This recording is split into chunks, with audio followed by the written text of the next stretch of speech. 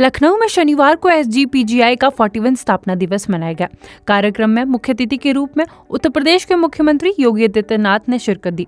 इस दौरान उन्होंने कहा कि देश की सबसे ज्यादा आबादी वाले राज्य उत्तर प्रदेश में स्वास्थ्य का मानक क्या होना चाहिए, मेडिकल एजुकेशन का सिस्टम क्या होना चाहिए। ये मानक न केवल उत्तर प्रदेश में बल्कि उत्तर भारत में अब एसजीपीजीआई तय कर रहा है। पीजीआई बिना शोरगुल के ऊंचाई तक पहुंचे।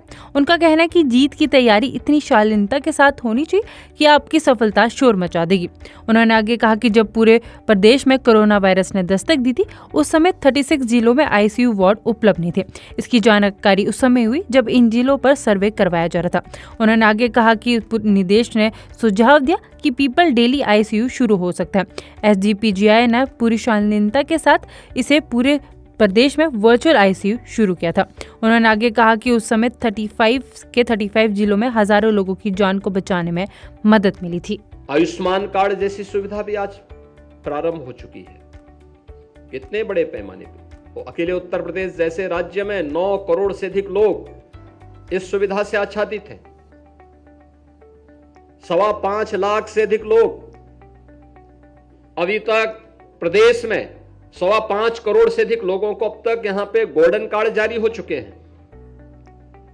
और अभी हाल ही में प्रधानमंत्री जी ने 70 वर्ष से ऊपर के प्रत्येक बुजुर्ग को फ्री में प्रति वर्ष 5 लाख रुपए की स्वास्थ्य बीमा का कवर दिया है कि वह आयुष्मान वयम वंदना योजना के अंतर्गत इस योजना का लाभ ले सकता है। पहले कहां थी, सुविधा नहीं होती थी, लोगों को नहीं मिल पाता था, पिक एंड चूज होता था।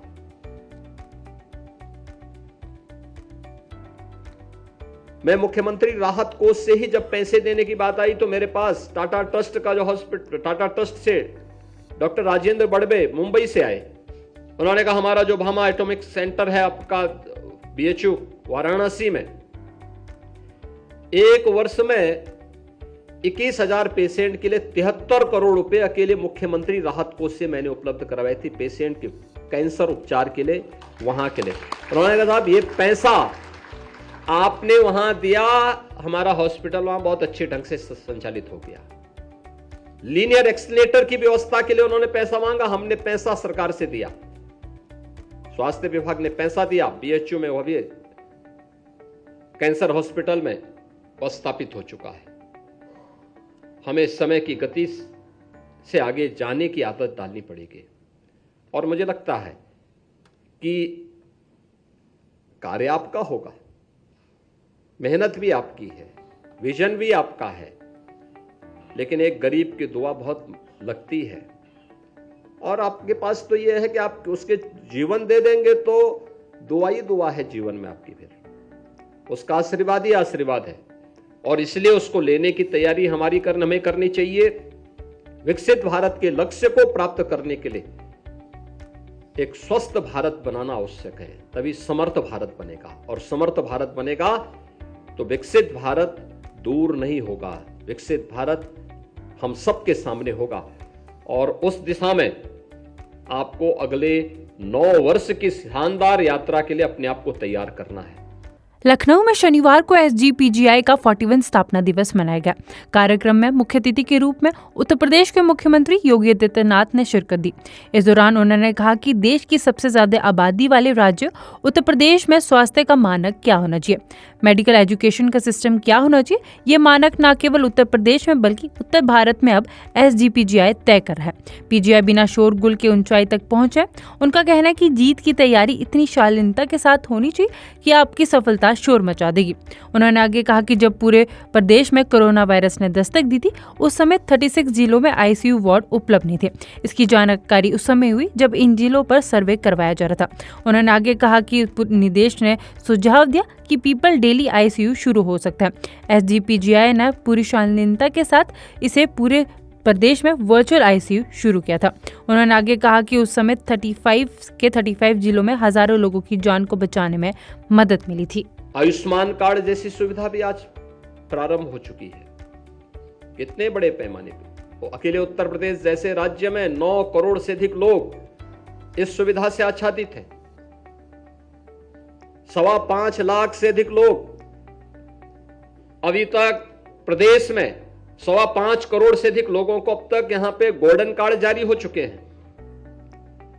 और अभी हाल ही में प्रधानमंत्री जी ने 70 वर्ष से ऊपर के प्रत्येक बुजुर्ग को फ्री में प्रतिवर्ष 5 लाख रुपए की स्वास्थ्य बीमा का कवर दिया है कि वह आयुष्मान वयम वंदना योजना के अंतर्गत इस योजना का लाभ ले सकता है। पहले कहां थी, सुविधा नहीं होती थी, लोगों को नहीं मिल पाता था, पिक एंड चूज होता था।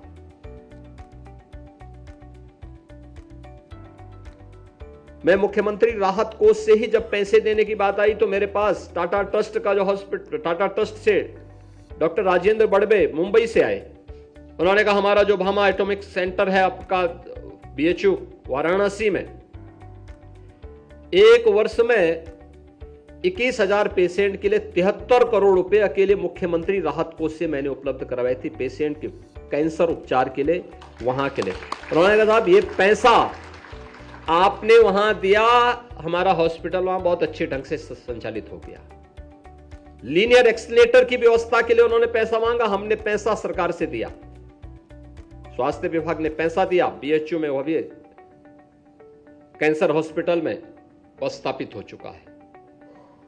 हमें समय की गति से आगे जाने की आदत डालनी पड़ेगी और मुझे लगता है कि कार्य आपका होगा, मेहनत भी आपकी है, विजन भी आपका है, लेकिन एक गरीब की दुआ बहुत लगती है। और आपके पास तो यह है कि आप उसके जीवन दे देंगे तो दुआ ही दुआ है जीवन में आपकी, फिर उसका आशीर्वाद ही आशीर्वाद है। और इसलिए उसको लेने की तैयारी हमें करनी चाहिए। विकसित भारत के लक्ष्य को प्राप्त करने के लिए एक स्वस्थ भारत बनाना आवश्यक है, तभी समर्थ भारत बनेगा। और समर्थ भारत बनेगा तो विकसित भारत दूर नहीं होगा, विकसित भारत हम सबके सामने होगा। और उस दिशा में आपको अगले 9 वर्ष की शानदार यात्रा के लिए अपने आप को तैयार करना है। लखनऊ में शनिवार को एसजीपीजीआई का 41वां स्थापना दिवस मनाया गया। कार्यक्रम में मुख्य अतिथि के रूप में उत्तर प्रदेश के मुख्यमंत्री योगी आदित्यनाथ ने शिरकत दी। इस दौरान उन्होंने कहा कि देश की सबसे ज्यादा आबादी वाले राज्य उत्तर प्रदेश में स्वास्थ्य का मानक क्या होना चाहिए, मेडिकल एजुकेशन का सिस्टम क्या होना चाहिए, ये मानक न केवल उत्तर प्रदेश में बल्कि उत्तर भारत में अब एसजीपीजीआई तय कर रहा है। पीजीआई बिना शोरगुल के ऊंचाई तक पहुंचे। उनका कहना है कि जीत की तैयारी इतनी शालीनता के साथ होनी चाहिए कि आपकी सफलता शोर मचा देगी। उन्होंने आगे कहा कि जब पूरे प्रदेश में कोरोना वायरस ने दस्तक दी थी उस समय 36 जिलों में आईसीयू वार्ड उपलब्ध नहीं थे। इसकी जानकारी उस समय हुई जब इन जिलों पर सर्वे करवाया जा रहा था। उन्होंने आगे कहा कि निदेश ने सुझाव दिया कि पीपल डेली आईसीयू शुरू हो सकता है। एसजीपीजीआई ने पूरी शालीनता के साथ इसे पूरे प्रदेश में वर्चुअल आईसीयू शुरू किया था। उन्होंने आगे कहा कि उस समय 35 जिलों में हजारों लोगों की जान को बचाने में मदद मिली थी। आयुष्मान कार्ड जैसी सुविधा भी आज प्रारंभ हो चुकी है, कितने बड़े पैमाने पर। तो अकेले उत्तर प्रदेश जैसे राज्य में 9 करोड़ से अधिक लोग इस सुविधा से आच्छादित हैं। 5.25 लाख से अधिक लोग अभी तक प्रदेश में 5.25 करोड़ से अधिक लोगों को अब तक यहां पे गोल्डन कार्ड जारी हो चुके हैं। और अभी हाल ही में प्रधानमंत्री जी ने 70 वर्ष से ऊपर के प्रत्येक बुजुर्ग को फ्री में प्रतिवर्ष 5 लाख रुपए की स्वास्थ्य बीमा का कवर दिया है कि वह आयुष्मान वयम वंदना योजना के अंतर्गत इस योजना का लाभ ले सकता है। पहले कहां थी, सुविधा नहीं होती थी, लोगों को नहीं मिल पाता था, पिक एंड चूज होता था।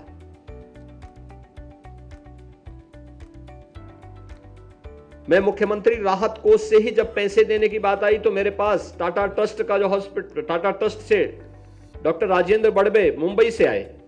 उन्होंने कहा हमारा जो भामा एटॉमिक सेंटर है आपका बीएचयू वाराणसी में, एक वर्ष में 21,000 पेशेंट के लिए 73 करोड़ रुपए अकेले मुख्यमंत्री राहत कोष से मैंने उपलब्ध करवाए थे पेशेंट के कैंसर उपचार के लिए, वहां के लिए। उन्होंने कहा साहब ये पैसा आपने वहां दिया, हमारा हॉस्पिटल वहां बहुत अच्छे ढंग से संचालित हो गया।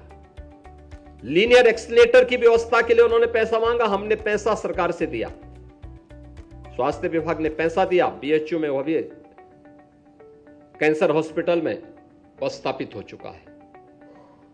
हमें समय की गति से आगे जाने की आदत डालनी पड़ेगी और मुझे लगता है कि कार्य आपका होगा, मेहनत भी आपकी है, विजन भी आपका है, लेकिन एक गरीब की दुआ बहुत लगती है और आपके पास तो यह है कि आप उसके जीवन दे देंगे तो दुआ ही दुआ है जीवन में आपकी, फिर उसका आशीर्वाद ही आशीर्वाद है और इसलिए उसको लेने की तैयारी हमें करनी चाहिए। विकसित भारत के लक्ष्य को प्राप्त करने के लिए एक स्वस्थ भारत बनाना आवश्यक है, तभी समर्थ भारत बनेगा और समर्थ भारत बनेगा तो विकसित भारत दूर नहीं होगा, विकसित भारत हम सबके सामने होगा और उस दिशा में आपको अगले 9 वर्ष की शानदार यात्रा के लिए अपने आप को तैयार करना है।